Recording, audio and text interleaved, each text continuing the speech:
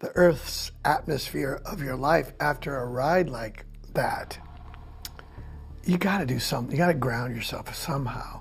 Steve Perry finally confesses why he left Journey. It's not what you thought. Steve Perry walked away from Journey at the height of their fame. For years, fans blamed his ego, but the truth involves a $75 million tour he refused, a promise to a dying woman, and a secret that destroyed him. In 1987, Perry couldn't even listen to music without panicking. He called it PTSD. His mother had just died. His voice was damaged. Then his bandmates did something that broke his heart. Ow! At 75, Perry's confession reveals what really happened behind closed doors. Steve Perry was born on January 22, 1949, in Hanford, California. Back then, Hanford was a small farming town with about 8,000 people. His father, Raymond Pereira, was one of thousands of Portuguese immigrants who had come to California's Central Valley between 1900 and 1960. Most of them came from the Azores Islands, hoping to escape poverty. In Hanford, nearly 1 out of every 3 families was Portuguese. They spoke the language at home, held onto their traditions, and built a tight community. Raymond didn't follow the usual path of farm work. He landed a job at a local radio station. For an immigrant with limited English, this was extraordinary. Every day, he was surrounded by music, from country to rhythm and blues. That house, filled with Portuguese chatter and American radio, became a strange mix of cultures. But for young Steve, it was magic. He soaked in every sound, every rhythm. Without realizing, he was shaping a voice that would one day reach millions. When Steve turned 12, everything fell apart. His parents divorced in 1961. The family, once stable, was suddenly thrown into chaos. There were shouting matches, court dates, and long nights of fear. Steve felt it all. He blamed himself. His mother, Mary Quaresma, saw the pain in her son. One day, with only $20 to her name, she spent it on a gold eighth-note pendant. She told Steve it would guide him. That music would be his way out. He wore that pendant every day for the next 25 years. Even in surgery, he refused to take it off. Before every high note with Journey, he'd touch it without thinking. That small piece of gold wasn't just jewelry. It was his anchor. A year later, when he was 13, Steve almost gave up completely. The family was driving through the Central Valley in their old 1956 Buick Special. It was hot. Steve sat in the back seat, overwhelmed by the thought of running away, or worse. Then, the radio played a song, Sam Cooke's Cupid, just 3 minutes and 24 seconds long. But in that moment, it felt like time stopped. Steve felt something powerful, something electric. He later said, it was the moment he knew he was meant to sing. That song wasn't even a big hit anymore. It had peaked months earlier, but a DJ named Cowboy Joe Hernandez just happened to pull it from a stack of 45s. That one random choice may have saved Steve Perry's life. His mother eventually remarried. In 1963, Steve had a new stepfather, Marv Rotman, a tough construction foreman who believed in hard work. At just 14, Steve was carrying 60-pound bags of cement and using power tools on job sites. He even worked at Silvera's turkey ranch, processing over 800 turkeys a day, 12-hour shifts, $1.15 an hour. His hands grew thick with calluses, his spine curved from the strain, but all of it built something inside him, a stubbornness, a fire. Even when Journey started touring, Steve still picked up construction jobs between shows. He wasn't pretending to be a working-class hero, he was one.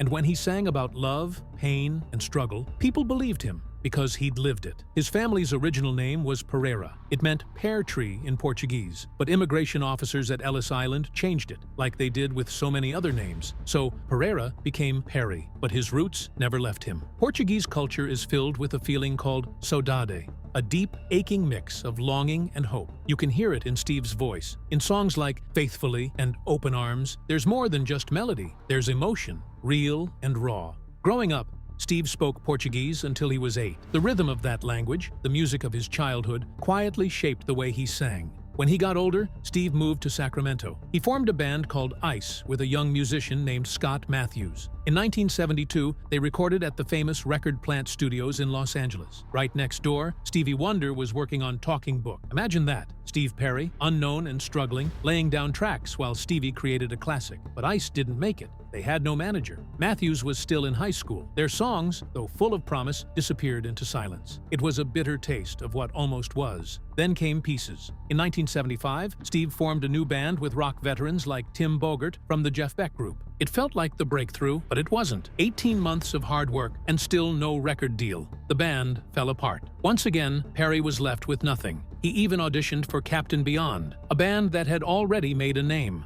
They were looking for a new singer. Steve tried out. They picked someone else. It was crushing. One more rejection. One more door slammed shut. Then came Alien Project, a band based in Banta, California. This time, things looked different. Labels were interested. A contract was ready. But on July 4, 1977, tragedy struck. The band's bassist, Richard Michaels, died in a car crash. The signing was scheduled for the very next day. Steve was heartbroken.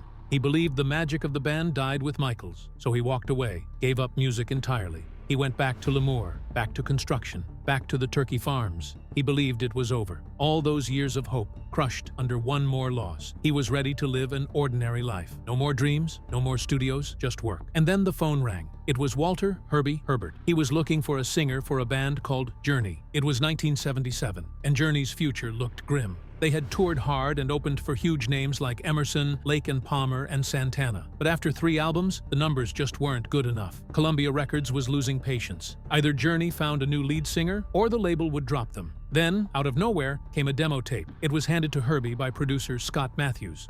One track stood out, If You Need Me, Call Me, a raw, emotional performance by a singer from a little-known band called Alien Project. The voice belonged to Steve Perry. That name rang a bell. Herbie remembered a conversation with his associate Jackie Villanueva. Jackie once mentioned a guy named Larry Luciano, whose cousin Steve was a pretty good singer. Herbie put the pieces together. This was him. But Perry wasn't chasing fame anymore. After losing his bassist, Richard Michaels, in a car crash, he'd given up music and returned to Lemoore, California. He was working construction and even spent time on a turkey farm, just trying to move on. When Herbie called, it was Perry's mother who convinced him to try one last time. It was a desperate move. Columbia's deadline was looming. This unknown singer could either save Journey or end it all. Herbie didn't just throw Perry into the spotlight, he pulled off a bold and bizarre trick. Since Journey still had Robert Fleischman on vocals and no contract to easily fire him, Herbie came up with a cover story. He brought Perry on tour as roadie John Villanueva's Portuguese cousin.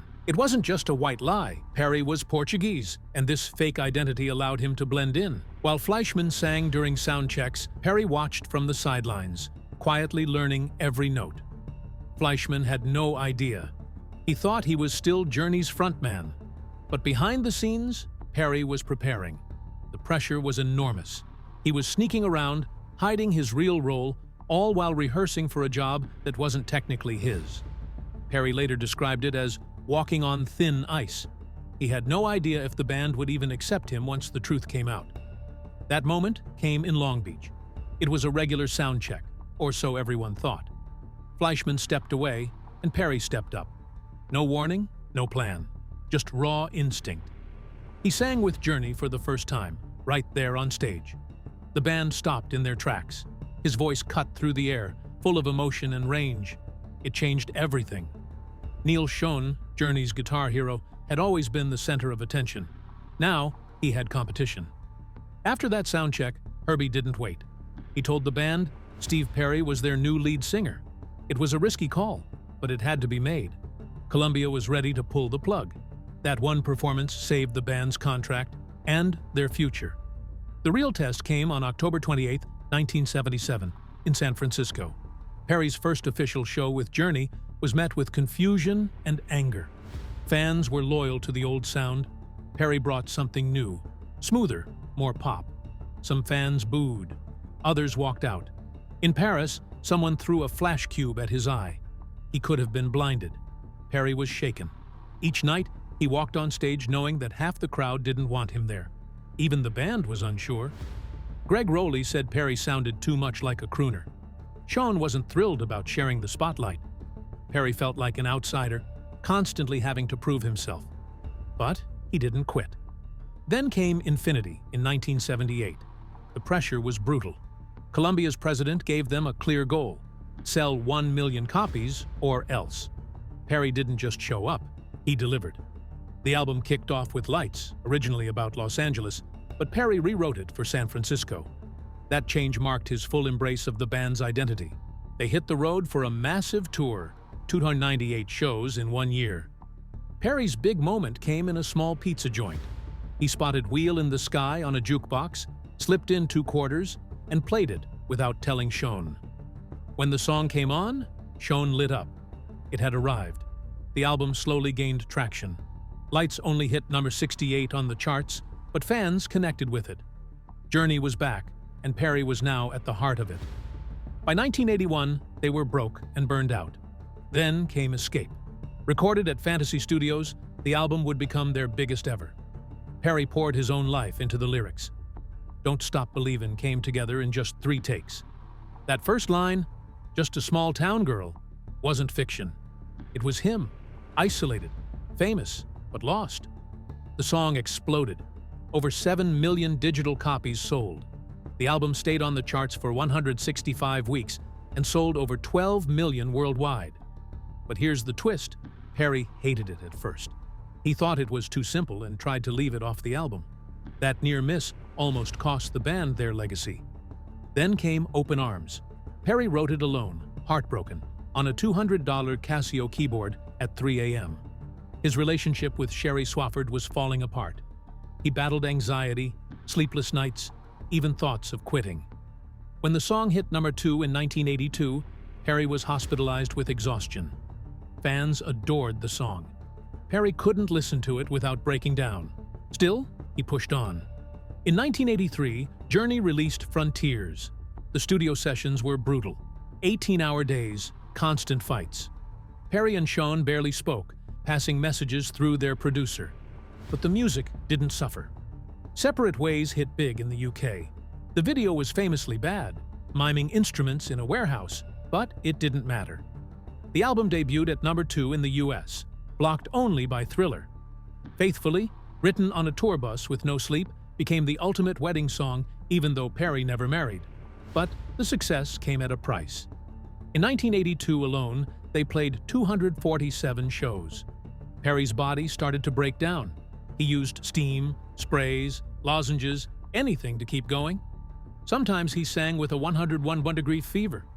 During one tour, they sold out 67 straight shows. In Dallas, they played 5 nights in a row, something even Elvis hadn't done. They were pulling in $500,000 a night. In 1984, Steve Perry did something that shocked everyone. He released a solo album called Street Talk, while still being the frontman of Journey. At first, it seemed harmless. Other members were also exploring side projects. Guitarist Neil Schon started a supergroup with Sammy Hagar. Drummer Steve Smith focused on jazz. But Perry's solo album didn't just succeed. It exploded. It sold over 2 million copies in the US alone. The hit single, Oh Sherry, reached number 3 on the charts. That changed everything. Inside Journey, the mood was growing worse. Bandmates saw Swafford as a distraction. She reportedly caused problems during tours. Perry began flying separately. He was no longer part of the team. During the Separate Ways video shoot, she clashed with Perry over the actress cast. She wanted someone less attractive. Later, Perry ignored everyone's advice and cast Swafford in the Oh Sherry video. A producer warned him, "One day you won't be together." That day came fast. Journey went on hiatus after Frontiers. When they returned in 1986 with Raised on Radio, Perry was in charge. Guitarist Jonathan Cain said it was the happiest Perry had been because Swafford wasn't around. Her absence may have saved the tour, but the band's unity was long gone. As Perry juggled Journey and his solo career, the pressure built up. He was producing albums, writing, recording, touring, and dealing with his mother's illness. She died in December 1985. Perry had to keep flying back and forth from the studio to visit her. He later said that losing her broke him. She had always been his biggest supporter. Her death left a hole that nothing could fill. By 1987, Perry had enough. He met with Sean and Cain and told them he was done. He couldn't take the pressure. He was burned out. Touring hurt his voice. He felt like he was damaging the one thing that made him special. After that final show, he disappeared from the spotlight. He couldn't even listen to music for years. He described it as a PTSD thing. Music made him anxious. From 1987 to 2018, he didn't release a single album. No concerts, no public appearances. He vanished. Fans wondered if they'd ever hear him again. Then came the unexpected. In 1996, Journey reunited with Perry to release Trial by Fire, and against all odds, the album was a hit. It debuted at number 3 on the Billboard 200 and quickly went platinum. The lead single, When You Love a Woman, became a radio favorite. climbing to number 12 on the Billboard Hot 100 and earning the band their first Grammy nomination in over a decade. Critics were stunned. This was the era of grunge and alternative rock, when bands like Nirvana and Alanis Morissette ruled the charts. Journey wasn't supposed to matter anymore, but Perry's voice still had magic. In fact, vocal coaches said his range had actually improved after his long break. The album pulled in more than $50 million. Journey wasn't just back. They were back on top. That success, though, came at a terrible price. After the album's release, Perry flew to Hawaii to rest and think. The pressure was building around the band's next big step, a world tour. He wanted space. On the island of Kauai, he set off on the Kalalau Trail, an 11-mile stretch of cliffs and jungle famous for its danger and beauty. Then, disaster struck. During a sudden downpour, Perry slipped on wet volcanic rock and fell. The injury shattered part of his hip. Doctors later found out he also had a degenerative condition that had been quietly worsening for years, likely caused by decades of energetic performances. The damage wasn't minor. It was the kind of injury that could end a career. And for Steve Perry, it almost did. Back home, the band waited. For 17 months, nothing happened. From December 1996 to May 1998, Journey was stuck. Trial by Fire was still selling, radio stations were playing their songs, and fans were begging for a tour. But no one knew if Perry would ever fully recover. While Journey sat still, other bands from their era were making a fortune. The Eagles and Fleetwood Mac were selling out arenas and earning millions per night. Journey, meanwhile, turned down more than 200 tour offers. One deal alone would have brought in $75 million, but Perry's doctors had no answers. Some said he might heal in 6 months. Others said he might never tour again. That uncertainty drained the band, both emotionally and financially. Things came to a head in early 1998. The band met at guitarist Neil Schon's studio in Mill Valley. It was a 4-hour meeting that turned into a turning point. Schon and keyboardist Jonathan Cain had done their research. They presented Perry with data showing that hip replacement surgery had a 95% success rate. They even mentioned musicians like Bo Diddley, who'd returned to performing after the same procedure. They laid out an 18-month timeline to get Perry healed and ready for a world tour. But then, they dropped the bomb. They had already been talking to other singers, John Waite, Kevin Cronin. If Perry couldn't commit, they would move on. He had 30 days to make a decision. Otherwise, they'd continue without him. Only weeks earlier, Perry had told Rolling Stone he was 99% sure he'd be back. Now, he was being forced to make the hardest call of his life. The final meeting came in March. Perry walked in with a cane. He had been in therapy. He had been working with vocal coaches. He had spent over $200,000 trying everything: stem cell injections, acupuncture, anything that might fix his hip without surgery. He made one last plea. He asked them to wait. If not, he asked them to consider retiring the Journey name. Start a new band, he said. Protect what they had built. He even offered to give up his stake in the business. He would become just an employee if that meant keeping the band whole. He spoke about Journey as a single piece of stone. Breaking stone ruins its wholeness, he said. But Schon and Cain had already made up their minds.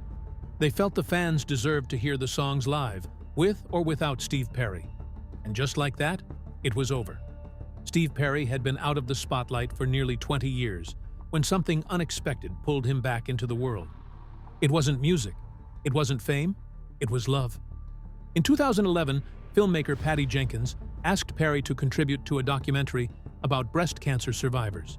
One of the women featured was Kelly Nash, a 41-year-old psychologist who had already beaten cancer once. She was smart, full of life, and had this calm strength that Perry couldn't ignore. He hadn't been in a serious relationship for years. He barely left his home. But something about Kelly broke through that wall. Their first conversation lasted until 4 in the morning. Perry later said it felt like talking to someone who understood his soul. That night changed everything. Suddenly, the man who'd been alone for decades was flying back and forth between California and Minnesota just to be near her. He was falling in love. They had 18 months of happiness before the nightmare returned. In December 2012, doctors told Kelly that her cancer was back. And this time, it was aggressive. They gave her about 14 months to live. Perry, who had once run from emotional pain, now found himself sitting beside her during long treatments, holding her hand through every battle. He spent over $200,000 trying to save her, flying her across the country to the best doctors and hospitals. When she was strong enough, they traveled together. They went to the Greek islands. They visited Hanford, Perry's hometown. They checked off every dream they could. Kelly took over 3,000 photos, so Perry would have memories. Their love burned bright and fast, like they both knew time was slipping away. On December 14, 2014, Kelly's time ran out. She was in a hospital bed in San Francisco, her body failing. She asked Perry for one last promise. "Don't go back into hiding," she whispered. "Don't stop singing. The world still needs your voice." It broke him, but he said yes. He gave his word.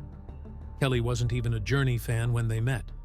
She loved Steve, not the stage version of him, but she believed in his voice. She secretly recorded him singing around the house. She even wrote him letters to read after she died. In one, she told him not to let grief silence him. She said hiding his voice was selfish. Perry kept those letters for years, reading them when the pain was too heavy. Eventually, her words pushed him back into the studio. In 2018, Perry released Traces, his first solo album in 24 years. It wasn't just an album, it was a love letter. He spent more than $3 million of his own money making it. He called it audio therapy. The opening track, No Erasing, was written entirely about Kelly. You can hear her laugh in the background, recorded from their home videos. Perry's voice cracks with real emotion. He didn't care about perfection anymore. This was personal. The album debuted at number 6 on the Billboard 200. It sold 180,000 copies in its first week, even though Perry did almost no interviews or promotion. He also announced that 40% of the album's profits would go to cancer research in Kelly's name. By 2020, that number had already passed $2 million. Inside the album, the dedication read, "For Kelly, who made me promise." 3 years before Traces, another major moment quietly unfolded. In April 2017, Perry joined his old bandmates at Journey's Rock and Roll Hall of Fame induction. It was his first time appearing with them in over a decade. When he stepped onto the stage at Brooklyn's Barclays Center, people didn't know what to expect. But Perry was warm, gracious, even emotional. He looked directly at guitarist Neil Schon and said, "I love the way you play. That's what brought me to Journey." Then he turned to the band's current singer, Arnel Pineda, and told him, "I love you. You sing with all your heart." It wasn't a performance, it was closure. For the first time in decades, Perry didn't run from his past. He honored it, and that past had evolved. Back in 2007, Journey found Arnel Pineda on YouTube. He was in the Philippines, singing Journey covers with a local band. Neil Schon emailed him out of the blue. Pineda thought it was a scam, but he flew to the US, auditioned, and by February 2008, he was singing to 25 million viewers at a music festival in Chile. He did 57 concerts in that first year alone. Critics said his voice sounded just like Perry's, but his energy was his own. Perry never tried to compete with Arnel. In fact, his support at the Hall of Fame ceremony gave Arnel the blessing he never asked for, but deeply deserved.